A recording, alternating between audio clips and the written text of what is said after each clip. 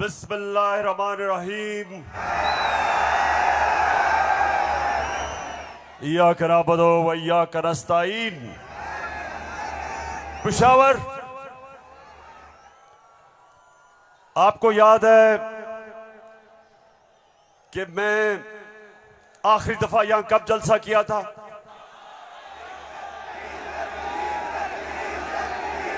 जब एक बैरूनी साजिश के तहत हमारी हुकूमत को गिराया गया, तो पहला जलसा मैंने उसके बाद अपने पेशावर की आवाम के पास आके किया। और माशाअल्लाह पेशावर, जब भी मैं आपको कॉल देता हूं, कभी आपने मुझे मायूस नहीं किया। बहुत बहुत शुक्रिया। अच्छा पेशावर, आज मैंने बात तो आपसे करनी थी सैलाब की। कल मैं सखर गया और मैं आपको यकीन दिलाता हूं कि अल्लाह ने हमारे पाकिस्तानियों को, खास तौर पे सिंध, बलूचिस्तान, डीजी खान, राजनपुर, डीआई खान, टांक और यहां ऊपर स्वात, गिलगित बल्तिस्तान, अल्लाह ने हमें बड़े इम्तिहान में डाला है। और सिंध में खास तौर पे मैं बात तो सिंध की करना चाहता था कि बहुत हमारे सिंध के पाकिस्तानी बड़ी मुश्किलों में हैं,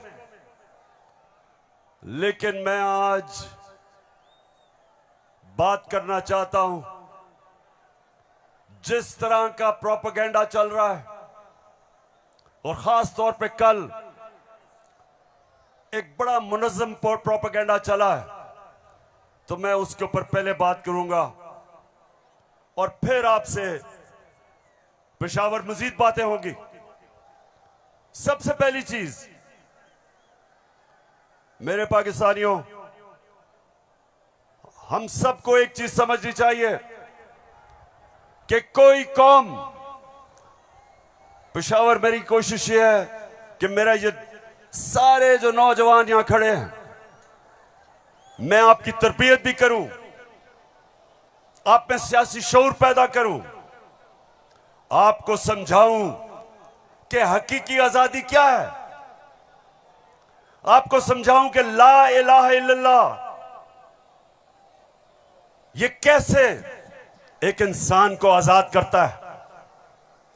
कैसे जब अल्लाह से आप दावा करते हैं कि अल्लाह तेरा सिवा कोई खुदा नहीं, तो आप अपनी वो जंजीरें तोड़ते हैं जो इंसान को जमीन पे रखता है, इंसान की परवाज रोकता है। ये जंजीरें परवाज रोकती हैं इंसान की, उसकी अजमत की। और मेरे नबी सल्लल्लाहु अलैहि वसल्लम ने मदीना में ला इलाहा इल्लल्लाह से इंसानों को आजाद कर दिया।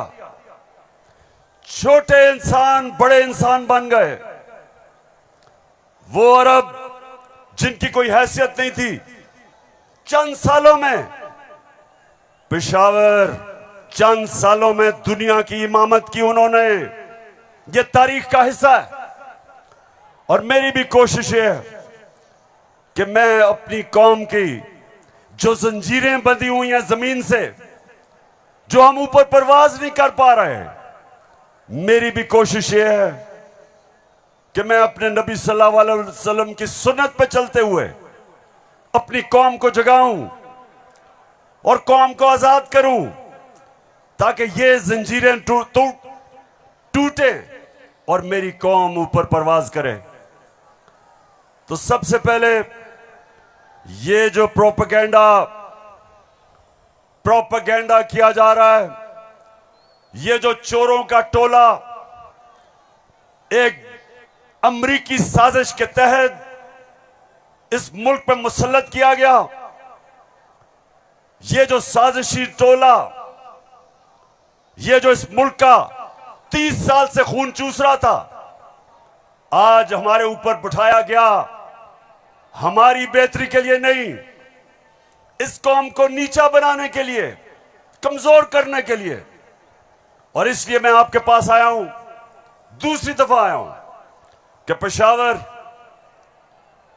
मैंने इंशाअल्लाह आपको अपनी हकीकी आजादी की तहरीक में शामिल करके पाकिस्तान को एक अज़ीम कौम बनाना है। जो इलामा इकबाल की ख्वाब थी, वो कौम जो कि इंशाअल्लाह वर्ल्ड लीडर्स बनाएगी, जो खुशहाल होगी, जिधर हरे पासपोर्ट की दुनिया इज्जत करेगी, जिधर जब, और इंशाअल्लाह एक दिन आएगा जब हमारे पाकिस्तानी पाकिस्तान से बाहर जाएंगे तो दुनिया कहेगी कि वो देखो पाकिस्तानी आ रहा है।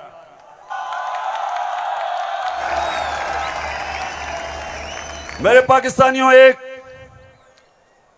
एक ऐसा वक्त था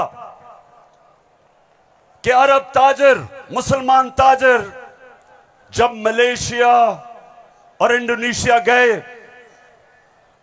तो कोई मुसलमान फौज नहीं गई थी इंडोनेशिया और मलेशिया। मुसलमान ताजरों का किरदार देख के, मुसलमानों के ताजरों की सच्चाई देख के, सादिक और अमीन ताजरों ने अपने किरदार से लोगों को मुसलमान किया। याद रखें, मुसलमानों ने फतह नहीं किया था मलेशिया और इंडोनेशिया, मुसलमानों का कैरेक्टर था जिसने फतह किया था।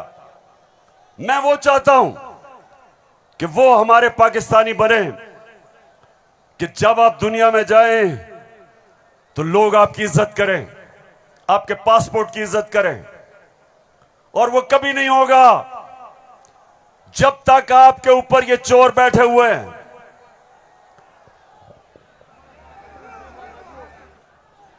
शबाज शरीफ, मैं चाहता हूं पेशावर जरा गौर से, क्योंकि आज मैंने बड़ी वीडियोस दिखानी है आपको।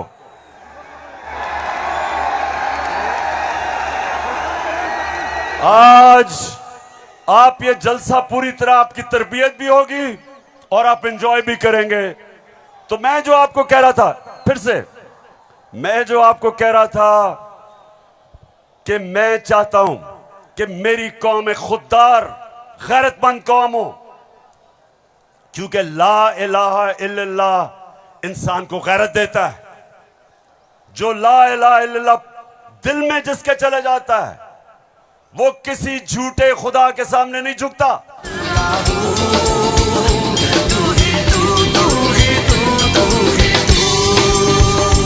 अच्छा, अब देखो, जो मैं चाहता हूं कि किस तरह की कौम मुझे चाहिए, और जरा ये देखें इंपोर्टेड क्राइम मिनिस्टर को। मैं सऊदी अरब से होके आया हूं, मैं यूएई के होके, अभी मैं तुर्की होके आया हूं, और मैंने उन भाइयों को कहा कि आप हमारे बड़े अजीम भाई हैं, हमेशा आपने हमारी मदद की।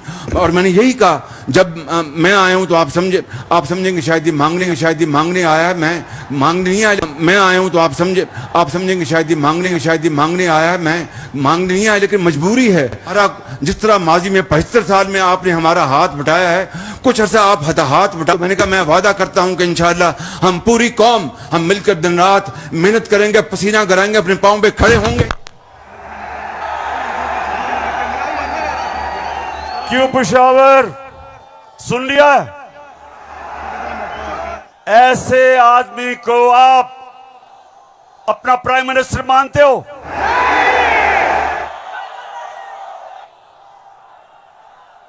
अगर ये वाकई अगर गैरतमंद प्राइम मिनिस्टर होता तो पहले जो इन्होंने अरबों रुपया चोरी करके मुल्क से बाहर रखा, पहले वो वापस लेके आते, फिर लोगों से पैसे मांगते। अपना पैसा चोरी करके मुल्क से बाहर, और बाहर जाके लोगों से पैसे भीख मांगना। अच्छा पाकिस्तानियों, पेशावर, मैं आज आपको अब बताना चाहता हूं कि ये जो चोरों का टोला हमारे ऊपर मुसल्लत किया, अब इनको पता चल गया है कि ये अब ये हमें हरा नहीं सकते। हाँ मुझे पता है कि फजल रहमान भी इनमें से एक है। अब ये जो थ्री स्टूजेस हैं, इनको पता है कि मैच खेल के तो ये अब ये जीत नहीं सकते। इनको पता है कि जब भी इलेक्शन हुआ इन्होंने हारना है। अब ये कर क्या रहे हैं? साजिशें कर रहे हैं। किसी तरह इमरान खान को डिस्क्वालीफाई करवाओ, केस बनाओ, कभी तोशाखाना, कभी वो इनका पालतू इलेक्शन कमीशन, कभी वो कोशिश कर रहे डिस्क्वालीफाई करने के लिए। अदालत के अंदर मुझे दहशतगर्द बना दिया पिशावर वालों। दहशतगर्द आपके सामने खड़ा है। कोशिश है कि किसी तरह बस इमरान खान मैच ना खेले। ये वैसे ही है, जब हम छोटे थे क्रिकेट खेलते थे तो जब एक टीम हारने लगती थी वो विकेटें उठा के ले जाती थी। अब ये यही कर रहे हैं, मैच खेल नहीं सकते, किसी ना किसी तरह बस इमरान खान को बाहर निकालो टीम से।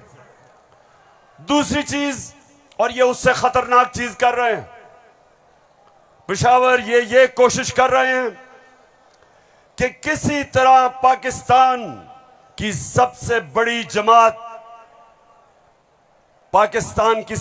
जमात, इसको किसी तरह पाकिस्तान की फौज से लड़ाया जाए। ये इनकी दूसरी कोशिश है। पहले डिस्क्वालीफाई करो और साथ साथ कोशिश करो कि पाकिस्तान की फौज के खिलाफ प्रोपेगेंडा करके लड़वाएं, और फिर पाकिस्तान की अदलिया के खिलाफ कि पाकिस्तान के अदारे किसी तरह तरीके इंसाफ के खिलाफ हो और ये किसी तरह मैच जीत जाए। बस मैं आज आपको वीडियोस दिखाने लगा हूं, और मैं उससे पहले आपको बताऊं कि कोशिश इनकी क्या है। जो कुछ मैं कहता हूं, इनका प्रोपेगेंडा सेल बैठा हुआ है, वो हर चीज को मोड़ के कोशिश करता है कि या किसी तरह अदालत मेरे खिलाफ हो या किसी तरह फौज मेरे खिलाफ हो। अब मैंने क्या कहा था, मैंने अभी चंद रोज पहले क्या कहा, परसों मैंने क्या कहा, मैंने ये कहा कि फौज का जो आर्मी चीफ होता है उसको मेरिट पे सिलेक्शन होनी चाहिए।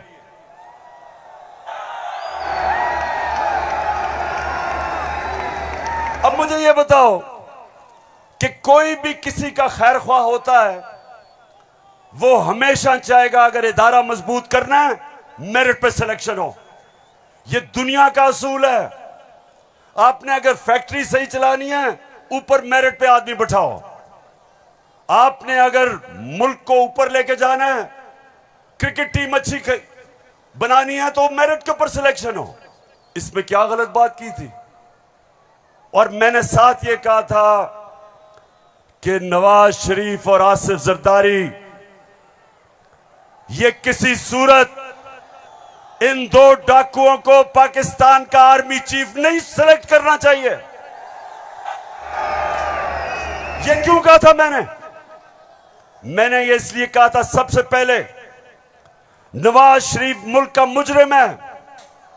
अरबों रुपए की प्रॉपर्टीज बाहर इसकी पनामा में पकड़ा गया, सजा हुई इसको।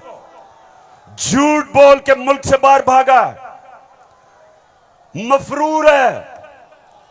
मुझे यह बताएं पेशावर, जरा मुझे यह बताएं कि क्या एक चोर को, एक मफरूर को, एक भगौड़े को जो मुल्क से बाहर पैसा ले जाता है, क्या उसको पाकिस्तान का आर्मी चीफ सिलेक्ट करना चाहिए? जरा मुझे बताएं।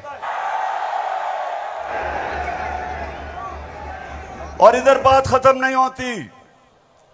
दूसरी, डॉन लीक्स क्या थी? हिंदुस्तान पाकिस्तान की फौज को कह रहा था ये दहशतगर्दी कर रही है। हिंदुस्तान उस वक्त के पाकिस्तान के सिपा सलार रहील शरीफ को कह रहा था ये दहशतगर्दों का सरदार है। और डॉन लीग्स में क्या चीज सामने आती है? बजाय नवाज शरीफ और नून लीग अपनी फौज के साथ खड़े हो, वो हिंदुस्तान को पैगाम पहुंचाते हैं कि जी हम कुछ नहीं कर रहे, फौज सब कुछ कर रही है। अपने से फौज को अलग कर लिया। काठमांडू में सार्क मीटिंग में बरका दत्त किताब में लिखती है कि नवाज शरीफ छुप छुप के नरेंद्र मोदी को मिल रहा था अपनी फौज से डर के। और दूसरी तरफ आसिफ जरदारी वो अमेरिकनों को कहता है, अपने अमेरिका में पाकिस्तान का एम्बेसडर हुसैन हक्कानी वो जाके अमेरिकनों को एडमिरल मलन को कहता है कि जनाब गवर्नमेंट को और जरदारी की गवर्नमेंट को पाकिस्तान की फौज से बचा लो। ये वो लोग हैं, बताओ मुझे, ये आर्मी चीफ सेलेक्ट कर सकते हैं? क्या हम इतने अहम ओहदे इन दोनों चोरों के हाथ में देंगे? नहीं देंगे। लेकिन तीसरी चीज पेशावर सुनो, इन्होंने सबको, मैंने बार बार आपको वो मुरासला दिखाया जो अमरीकी अंडर सेक्रेटरी ने धमकी दी पाकिस्तान को, पाकिस्तान के एम्बेसडर असद मजीद को, कि अगर तुमने इमरान खान को ना हटाया तो पाकिस्तान को मुश्किलों का सामना करना पड़ेगा। और नो कॉन्फिडेंस मोशन में अभी टेबल नहीं हुई थी तब वो धमकी देता है। और सबको पता है उसके बाद क्या हुआ। नो कॉन्फिडेंस आता है, चोरी के पैसे से मेंबर पार्लियामेंट खरीदे जाते हैं, करप्शन के पैसे से लोटे बनाए जाते हैं। और आपका भी एक बहुत बड़ा लोटा था। कौन लोटा था आपका? एक ही पख्तूनख्वा से लोटा आया और बहुत बड़ा लोटा था वो। लोटों पे पैसा चलता है, लोटों पे नोट चलते हैं। और उसके बाद हमारी हुकूमत गिराई जाती है और इनको इंपोर्टेड हुकूमत ऊपर लगाई जाती है। और मेरा तीसरा सवाल है कि क्या वो लोग जो बाहर से मुसल्लत किए गए हैं, जिनके पैसे और दौलत बाहर पड़ी है, क्या उनको पाकिस्तान के आर्मी चीफ को अपॉइंट करना चाहिए? बताओ। तो मैंने ये कहा और कहते कि जनाब इमरान खान तो फौज के खिलाफ है। अभी चलो, अब मैं चाहता हूं ये नून लीग के दो, एक वजीर और एमएनए, जरा आप इनकी वीडियो देखें और उसके बाद बात करता हूं। सियासी मामला थे और जिस तरफ इस साल के आखिर में एक बड़ी तब्दीली आनी थी, उसमें तो ये नजर आ रहा था कि इमरान खान का जो गठजोड़ है ये तो अगले 15 साल रहेगा अगर इस तरह हालात रहे। और जिस तरह के उनके प्रोग्राम थे, हम सब ने डिस्क्वालीफाई होना था इस साल के आखिर में, तमाम जो अपोजिशन की लीडरशिप है। अच्छा, उनका तो ख्याल था कि मैं सफाया कर दूंगा, मैं किसी को नहीं छोड़ूंगा। तो ये आपका खदशा है? मालूमात है जी, हमारी सीरियस मालूमात। आपके ख्याल में जो आप ये लोगों को भूल जाता है, लेकिन कुछ माह पहले जो कहा कि जी हम नैब के कुछ 100 जज और हायर कर रहे हैं और हम सारे केसों को एक्सपेडाइट करेंगे, तो उस मैस लेवल के ऊपर, मैस लेवल पे डिस्क्वालिफिकेशन होनी थी। बिगिनिंग शहबाज शरीफ डाउनवर्ड, शाहजाद खान अब्बासी, हसन इकबाल और ऑल ऑफ अस, सिर्फ मुस्लिम लीग नून की नहीं। आपके ख्याल में जो कोलिशन बनी है वो इसी वजह से बनी है कि इमरान खान साहब के तो फाशिस्ट प्लान्स थे ना इस मुल्क के ऊपर हमला करने के। तो लिहाजा ये आज मुश्किल जरूर है, लेकिन ये हमें याद रखना है जब हम मुइशत की डिस्कस करते हैं कि यहां जमहूरियत का, हाकमियत का और वफाकियत का मामला भी मौजूद है जिसको हमें साथ लेकर चलना है। तो इसलिए एक लार्जर कॉन्टेक्स्ट में सियासी मामला कि जो हमें लोग कहते थे, डराते थे, दबाव में लाते थे इस बात पे कि अगर फौरी तौर पर अदम एतमाद करके आप हुकूमत में ना आए तो फलां आ जाएगा, फलां बैठ जाएगा किसी चेयर पे। कोई किसी किस्म का हमें उस वक्त भी न नोटिस था न हमने लिया था, मगर इत्तेहादी जमातों के हम फैसलों पर के पाबंद थे। मैं आज भी ये बात कहने लगा हूं कि अगर कि जो हमें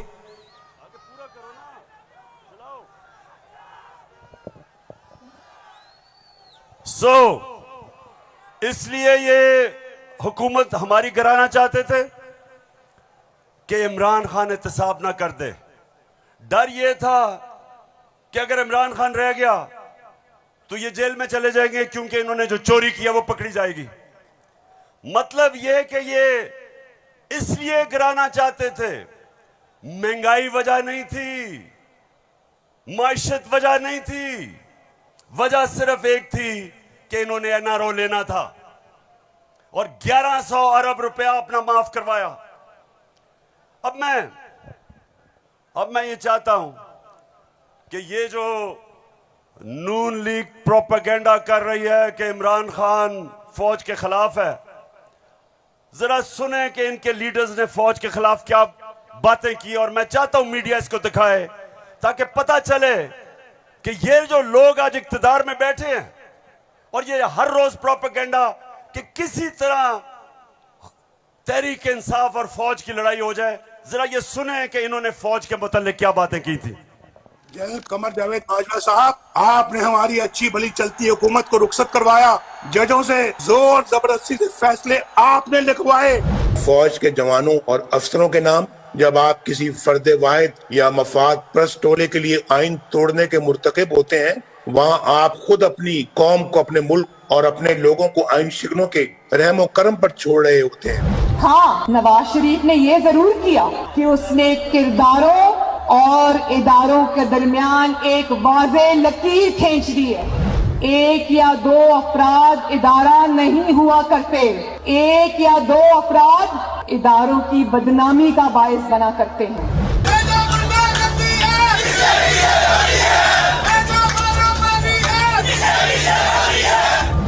जो शख्स इस किस्म की कार्रवाइयों में मुलव्वस रहा हो उसका एहतसाब होना चाहिए। उसको बल्कि इतने बड़ी बड़ी उनकी ग्लेयरिंग चीज़ें शायद 73 साल की तारीख में कभी नहीं मिलती, तो अब तो उनका एहतसाब होना चाहिए। ये इस किस्म के शख्स को कोई और ओहदा दे देना, और वो भी इतना इम्पोर्टेंट ओहदा देना, ये मैं समझती हूँ कि ये कौम के मुंह पे तमाचा है, आइन और कानून की हुकूमत के मुंह पे तमाचा है। तुम हमें सियासत बतलाते हो, अपने हुदूद में रहो, इसराइल की नौकरी न किया करो, इसराइल के वजीफों पे पढ़ने वाले जर्नलों अपने हुदूद में रहो। बड़े बड़े रैंकों वालों से भी अपने आप को मुहतरम समझता हूँ, और अगर बिगड़ोगे तो फिर अगर हम बिगड़ गए तो अफगानिस्तान में अमेरिका का क्या हश्र हुआ, खुदा की कसम यहाँ तुम्हारा वही हश्र। तो हमारी किरदार कशी करना छोड़ दो। अगर हमने आपकी शुरू की तो पता नहीं पाकिस्तान बनने से आज तक कितने जनरलों की शुरू हो जाएगी। बेटी भाई वो अक्यूज्ड हैं, उनकी लिस्ट लेके जिस तरह हमने प्रेस कॉन्फ्रेंस की तो आपकी ईंट से ईंट बढ़ जाएगी। अभिनंदन की क्या बात करते हैं। चीफ ऑफ आर्मी स्टाफ तशरीफ लाए, पैर कांप रहे थे, पसीने माथे पे थे। सुन लिया पेशावर, मैं इसलिए ये बता रहा हूं कि ये वो लोग हैं जो हमें कह रहे हैं कि हम अपनी फौज के खिलाफ है। फौज भी मेरी, मुल्क भी मेरा।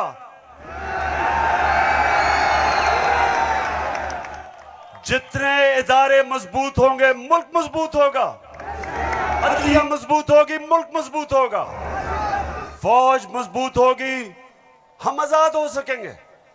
हम अपनी आजादी, हम किसी के सामने झुकेंगे नहीं, कोई मुल्क हमें फतह नहीं करेगा। जिस तरह सारी मुसलमान दुनिया में आज अजाब आया हुआ है, सोमालिया से लेके, लिबिया से लेके, सीरिया से लेके, सारी मुसलमान, अफगानिस्तान में क्या हुआ, यमन में, सारी मुसलमान दुनिया में किस तरह का अजाब आया, और हम वो पाकिस्तान है जो एक मजबूत फौज की वजह से बचे हुए हैं। तो नून लीग वाले ये समझ जाओ कि हम वो लोग हैं जो इस मुल्क के इदारे मजबूत करेंगे। और कभी अगर कोई तनकीद करते भी हैं अपनी फौज के लिए, उसकी बेहतरी के लिए करते हैं, तामीरी तनकीद करते हैं। अब वो चलाओ।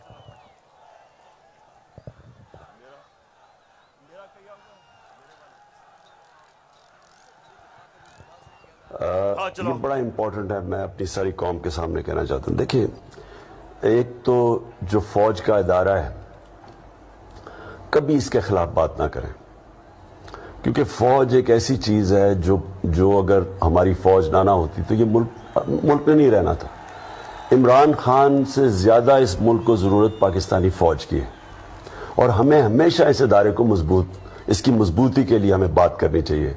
और हमारे जो दुश्मन है वो मुसलसल इसको अटैक करते हैं, बल्कि ये दोनों जो prime minister, ex prime minister और प्रेसिडेंट, वो जरदारी और नवाज शरीफ, इन दोनों ने अपनी फौज को अंडरमाइन करने की कोशिश की है। ये जब गवर्नमेंट में भी थे, इन्होंने अंडरमाइन किया उसको। इन्होंने गवर्नमेंट में रहते हुए वो डॉन लीग्स क्या थी, डॉन लीग्स वो हिंदुस्तान के साथ कह रहे थे कि जी हमारी फौज की वजह से हम दोस्ती नहीं हो रही, और जो मेमो गेट था वो क्या था, वो अमेरिकनों को कह रहा था जरदारी अपने हुसैन हक्कानी के जरिए। जी शुक्रिया। मैं इसलिए आपके सामने ये रख रहा हूं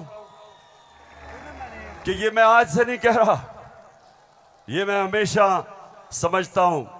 और आज तो है ही 6 सितंबर। पेशावर, मुझे अभी भी 6 सितंबर याद है।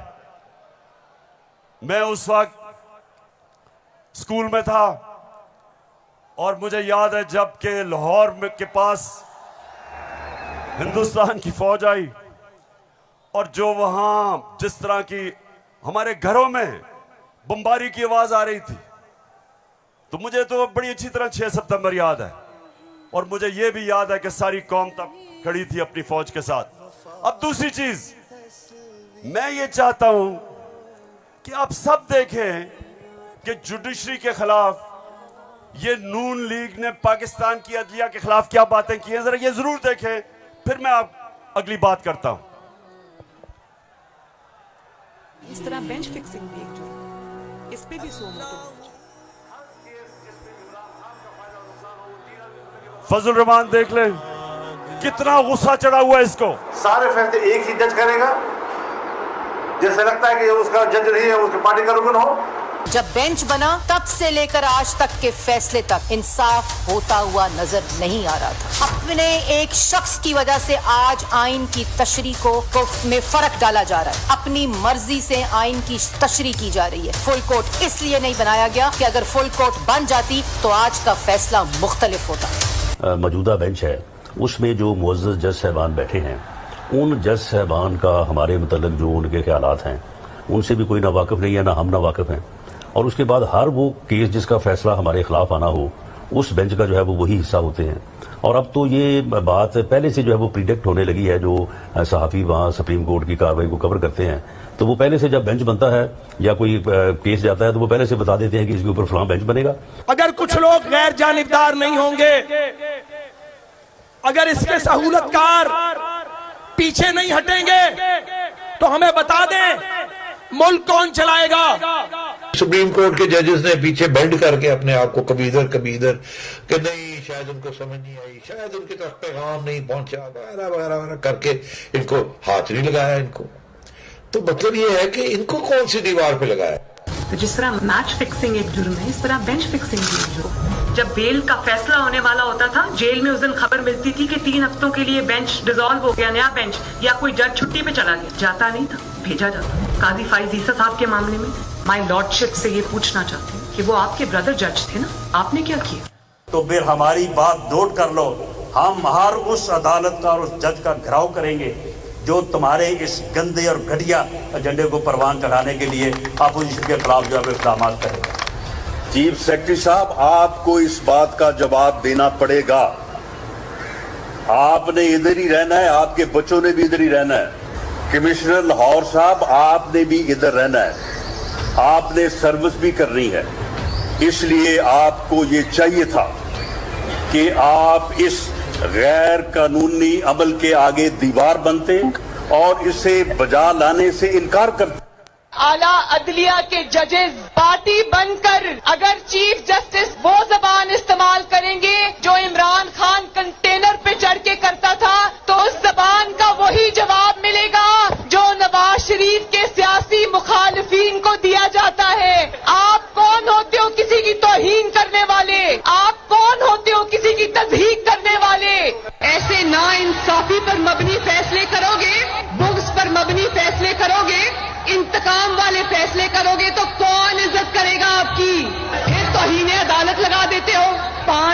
मेंबर बेंच ने सियासी पार्टी बना दिया पूरी अदलिया को और उसको मुस्लिम लीग नून के सामने ला के खड़ा कर दिया। क्या बताओ, मुल्क की सबसे बड़ी अदालत की इससे भी बड़ी तौहीन हो सकती है कोई?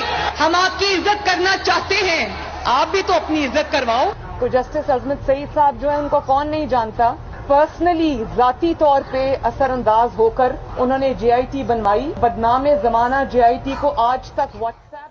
मैं सिर्फ आपको ये थोड़ा सा सैंपल दिखा रहा हूं कि किस तरह का ये अपने पाकिस्तान की अदलिया के खिलाफ क्या जबान इस्तेमाल की गई है। और मैं अपना आपको बता दूं, आज से 26 साल पहले जब मैंने सियासत शुरू की तो उसको इंसाफ की तहरीक का, आजाद अदलिया के लिए सबसे पहले हम खड़े हुए। जेल में वाहिद सियासी लीडर था जो आजाद अदलिया के लिए जेल में गया। 2008 की इलेक्शन बॉयकॉट की अपनी अदलिया के लिए। उसके बाद जब हम इक्तदार में आए तो इस्लामाबाद में 50 साल के बाद पहली दफा जुडिशल कॉम्प्लेक्स बनाया अपने जजेस के लिए। मैं ये इसलिए आपको कह रहा हूं कि जो कानून की बालादस्ती, रूल ऑफ लॉ, कोई माशरा आगे नहीं बढ़ सकता जब तक वहां इंसाफ नहीं होता, और इंसाफ देती है अदलिया। इसलिए हमने हमेशा अपनी अदलिया की इज्जत की है। ये जो नून लीग के लोग हैं जो आज जिस तरह की जबान इस्तेमाल कर रहे हैं, सोशल मीडिया पे अटैक कर रहे हैं इस्लामाबाद के चीफ जस्टिस को, ये कभी, मैं आपको यह बता रहा हूं कि मैंने कभी अपनी पार्टी को इजाजत नहीं दी कि अदलिया को अटैक करे, क्योंकि आखिर में इंसाफ होगा तो मुल्क में खुशहाली आएगी, और इंसाफ अदलिया देती है। मुझे बड़ा जनाब इन्होंने कहा कि देखें इमरान खान ने कोई बड़ी गलत जबान इस्तेमाल कर दी। मैं आप सबके सामने आज ये कहना चाहता हूं कि मैं अपनी अदलिया की इज्जत करता हूं, लोअर कोर्ट्स की इज्जत करता हूं। वो लोअर कोर्ट्स जो आम इंसानों की खिदमत करते हैं, और मुश्किल हालात में अगर एक मैजिस्ट्रेट ज़ेबा के खिलाफ ऐसे लगा कि मैंने कोई सख्त जबान इस्तेमाल की, उसकी वजह थी मैं शहबाज गिल को देख रहा था, उसके ऊपर तशद्दुद हुआ, उसको जिसको कहते हैं कस्टोडियल टॉर्चर, उसको हवालात में बंद करके तशद्दुद किया गया, नंगा किया गया। और उसकी जब हमने देखा उसके हालात, और उसके ऊपर प्रेशर डाला गया कि मेरे खिलाफ स्टेटमेंट दे, मेरे ही उसके ऊपर अगर ज्यादा ऐसे लगा सख्त स्टेटमेंट है, ये मेरा मकसद नहीं था। कभी मैं ये नहीं समझ सकता कि मैं किसी जज को धमकी दूं, लेकिन मैं आज सबको ये कहना चाहता हूं कि इस मुल्क में जब तक इदारे मजबूत और ताकतवर नहीं होंगे, मुल्क ऊपर नहीं आएगा। आज अगर मगरिब के अंदर खुशहाली है तो वहां इंसाफ है। जितना ज्यादा इंसाफ और कानून की बालादस्ती, उतना खुशहाल माशरा। तो मेरी तो पहले दिन से यह स्ट्रगल है। तो पेशावर सबको मैं आज पैगाम देना चाहता हूं कि ये जो कोशिश की जा रही है तहरीक इंसाफ को इदारों से लड़ाने की, ये कौम सब समझ गई है। कौम में सियासी शऊर आ गया है। लोग एक एक चीज, कभी भी पाकिस्तान के अंदर अवाम और बच्चे और नौजवान और मेरी ख्वातीन बहनें, कभी इस तरह का शऊर और बेदारी नहीं थी जो अल्लाह के फजल से आज पाकिस्तान में है।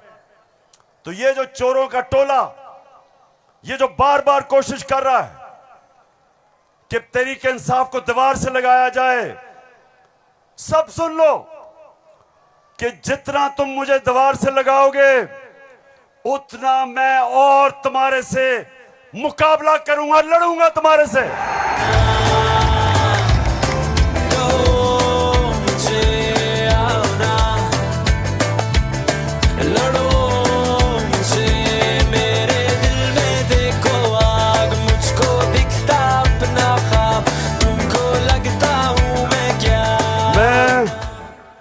अपनी सारी कौम, सबका सारी कौम के पास जा रहा हूं।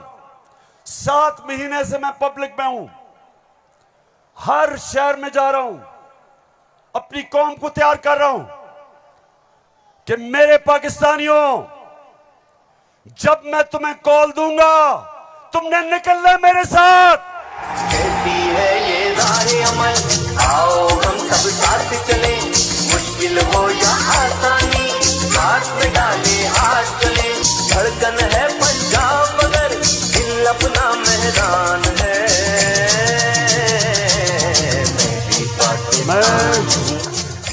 अच्छा पेशावर, जब हमें इन्होंने हटाया था, फिर से मैं आपको याद करा दूं, उस वक्त पाकिस्तान तेजी से तरक्की कर रहा था।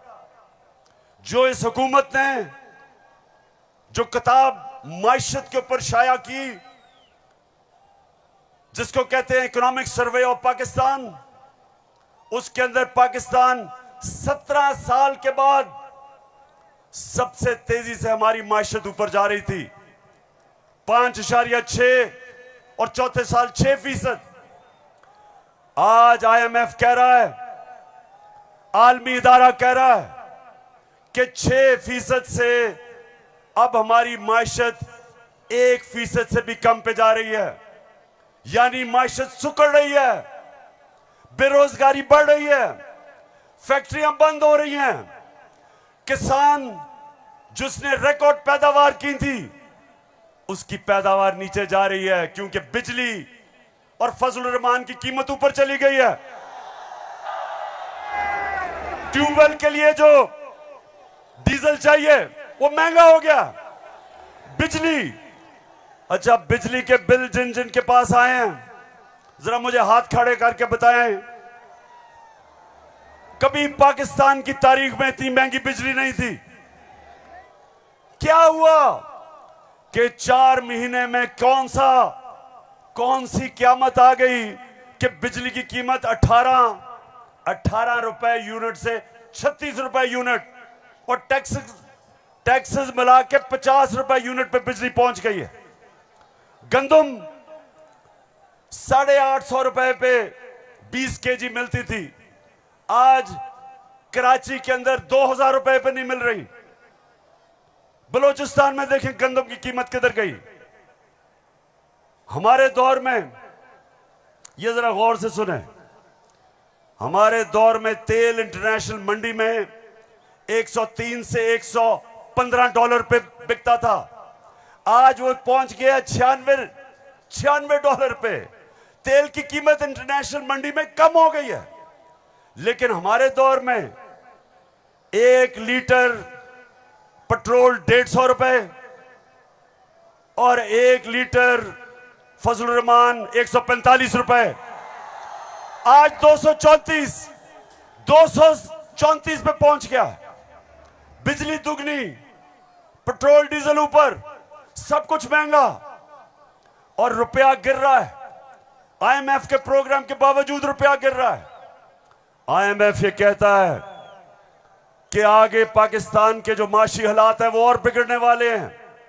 बिजली की कीमत अभी और बढ़ेगी, GST लगेगा 17%, कीमत और ऊपर, पेट्रोल डीजल और ऊपर।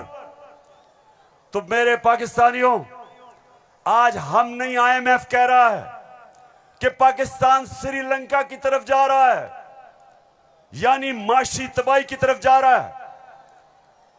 तो सवाल आज ये है कि वो कौन थे, वो कौन मुजरिम थे, कौन इस कौम के गद्दार थे जिन्होंने बैरूनी साजिश का हिस्सा बन के इस मुल्क में आपकी हुकूमत कराई और इन चोरों को लेके आए।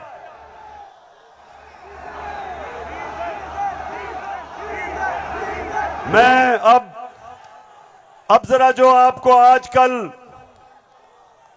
आजकल जो नवाज शरीफ की बेटी आजकल बनी हुई है, मालिका बनी हुई है पाकिस्तान की, प्रोटोकॉल उसको प्राइम मिनिस्टर का मिल रहा है। जरा मैं सारी कौम के सामने बताना चाहता हूं कि इसका सबसे बड़ा मसला यह है कि इससे सच नहीं बोला जाता। जरा ये आप फिल्म शो देखें ना, आपकी इनकम इतनी है कि आपको ये प्रॉपर्टी आप ले सकते हैं कि आपने मे फेयर के अंदर जो आपकी 4 अपार्टमेंट्स हैं उनकी 1 अरब से ज्यादा, 1 अरब रुपए से ज्यादा उनकी कीमत है।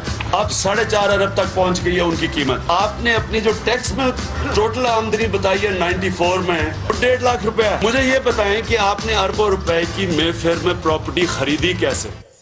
सुन लिया, ये आज से 10 साल पहले मैंने पूछा कि बताएं आपने आमदनी तो अपनी दिखाई नहीं, तो ये अरबों रुपए की बर्तानिया के सबसे महंगे शहर लंदन के सबसे महंगे इलाके में आपने अरबों रुपए की प्रॉपर्टी कैसे ली? तो जरा आप ये सुने, जवाब आता है। बात ये है कि जिन अरबों रुपए की मे फेयर की प्रॉपर्टीज की ये बात कर रहे हैं, ये तो पहले पता नहीं है। बताएं कौन सी प्रॉपर्टीज है, लाएं, दिखाएं, उसका कोई प्रूफ लाएं। सुन लिया, कहते किधर है ये प्रॉपर्टी, किसकी बात कर रहे हैं? अब ये जरा मरियम बीबी को भी सुन लो कि इस तरह मुझे लगा कि आप लोगों को बेवकूफ नहीं बना सकते। मेरी सेंट्रल लंदन में प्रॉपर्टीज तो दूर की बात है, मेरी पाकिस्तान में भी कोई प्रॉपर्टी नहीं है। मैं अपने वालिद के साथ है और मुझे समझ नहीं आई कि मेरी और मेरी वालदा की और बहन भाइयों की प्रॉपर्टीज ये कहाँ से निकाल के ले आए हैं। मेरे नाम पाकिस्तान में कोई प्रॉपर्टी नहीं है, ये तो इंग्लैंड की बात है। सुन लिया पेशावर, सुन लिया आपने, मेरी बहनों आपने सुन लिया कि लंदन तो छोड़े मेरी पाकिस्तान में भी कोई प्रॉपर्टी नहीं है। मेरे तो बहुत बुरे हालात हैं। अब मरियम बीबी को नहीं पता था कि एक इंटरनेशनल इंकशाफ होता है, पैनामा पेपर्स। दुनिया में जो सीक्रेट डॉक्यूमेंट्स हैं वो लीक हो जाती हैं। बड़े बड़े दुनिया में प्राइम मिनिस्टर और वजीर सब पकड़े जाते हैं, उसमें हमारे शरीफ खानदान भी फंस जाता है। नवाज शरीफ, मरियम नवाज, हसन नवाज और हुसैन नवाज के बैरून मुल्क खुफिया असासों का इंकशाफ। पनामा लीक्स ने बैरून मुल्क खुफिया दौलत का भांडा फोड़ दिया। सुन लिया, अब ये सुना, ये इंकशाफ हो गया। जब इंकशाफ हुआ तो मरियम के भाई हुसैन शरीफ क्या कहते हैं, ये जरा सुन लें। मैं इस बात को तस्लीम करता हूँ कि अल्हम्दुलिल्लाह पाक लेन के ऊपर जो अपार्टमेंट्स हैं वो अल्हम्दुलिल्लाह हमारे हैं। मैं इस बात को तस्लीम करता हूँ कि उनको ऑफशोर कंपनीज नेस्कॉल लिमिटेड और नीलसन लिमिटेड जो है उनको ओन करती हैं। और मैं आपको ये भी अर्ज करता हूँ उनको होल्ड कर रही है इस वक्त मरियम नवाज शरीफ, मेरी हमशीरा जो है। पेशावर सुन लिया कि छुपाई हुई थी प्रॉपर्टीज। एक हदीस है कि शैतान आप इंसान के गुनाह दुनिया में नशर कर देता है। वो दुनिया में नशर हो गए, उन्होंने कहा हमारी प्रॉपर्टीज नहीं, प्रॉपर्टी सामने आ गई। अब ये मैं आपको समझाने की कोशिश कर रहा हूं। असल में नवाज शरीफ की प्रॉपर्टी थी। मरियम बेचारी के पास किधर से पैसा आया? पैसा तो नवाज शरीफ का था। क्यों छुपा रहा था? क्योंकि आपके चोरी का पैसा था, अवाम से पैसा चोरी किया था। चोरी और करप्शन में क्या फर्क? चोरी होती है जो जेब कुतरा करता है, जो आपके घर में चोरी होती है, जो साइकिल चोरी होता है, मोटरसाइकिल, इंसान को नुकसान पहुंचता है। करप्शन, मुल्क का पैसा चोरी करने को करप्शन कहते हैं। और मुल्क तबाह होते हैं करप्शन से। जो पैसा आपकी तालीम पे, अस्पतालों पे, सड़कों पे, गुर्बत कम करने पे, जो पैसा वहां खर्च करना होता है इनकी जेबों में चला जाता है, मुल्क से बाहर चला जाता है। इसलिए कौम में गरीब इसलिए नहीं होती कि उनके पास वसाइल नहीं है, असासे नहीं है। कौमें गरीब तब होती हैं जब उनके अपने सरबराह मुल्क को पैसा चोरी करके बाहर ले जाते। तो ये जो आज हमारे ऊपर मुसल्लत किए हुए हैं, सारी कौम तैयार हो जाए। मैं कभी इनको कबूल नहीं करूंगा, मैं कभी इनकी गुलामी कबूल नहीं करूंगा। खबर तकम स्टोर माल रोड़ा लड़श पे खबर तकम स्टोर माल रोड़ा ताजा ताजा गुलुना द्रेसलोर माल रोड़ा ताजा ताजा गुलुना द्रेसलोर माल रोड़ा। पेशावर हाथ खड़ा करके बताओ आप तैयार हो जब मैं आपको कॉल दूंगा? आपने सब तैयार होना है। जिस तरह मैं आपको कह रहा हूं, कहता रहा हूं, मैं हूं आपका कप्तान और आप मेरी टीम हो। और ये वर्ल्ड कप हमने पाकिस्तान की हकीकी आजादी के लिए जीतना है। एक अजीम मुल्क बनाना है पाकिस्तान को। हमेशा आजाद मुल्क ऊपर जाते हैं, गुलाम मुल्कों की परवाज नहीं होती। हम ये नहीं चाहते कि हम किसी दुनिया के मुल्क से लड़ाई करें। हम अमेरिका को मैं बार बार कहूं कि अमेरिका, हम अमन में आपके साथ हैं, किसी जंग में हम आपके साथ नहीं हैं। हम दोस्ती चाहते हैं, लेकिन हम किसी सूरत आपकी गुलामी नहीं चाहते। हम अपनी जमीन नहीं इस्तेमाल होने देना चाहते किसी और लड़ाई के अंदर। हम नहीं चाहते कि हमारी जमीन इस्तेमाल हो किसी भी दुनिया के मुल्क के ऊपर आप किसी किस्म की जारियाना कार्रवाई करें। हम ये नहीं चाहते। हम फिर से कहते हैं, हम अमन में सबके साथ हैं। हम तो हिंदुस्तान से भी अच्छी दोस्ती करेंगे, लेकिन पहले कश्मीरियों को उनका हकूक दो, उनकी स्टेटहुड वापस करो। हम हिंदुस्तान से भी बातचीत कर लेते, लेकिन हम किसी सूरत अपनी आजादी के ऊपर सौदा कभी नहीं करेंगे। मेरे साथ हो पेशावर, साथ हो मेरे। तो फिर से जाते हुए आखिरी बात, आप सब ने तैयार रहना है। मैं आपको कॉल दूंगा इस्लामाबाद की, और वो कॉल होगी इस मुल्क को इन चोरों से आजाद करने के लिए। पाकिस्तान जिंदाबाद।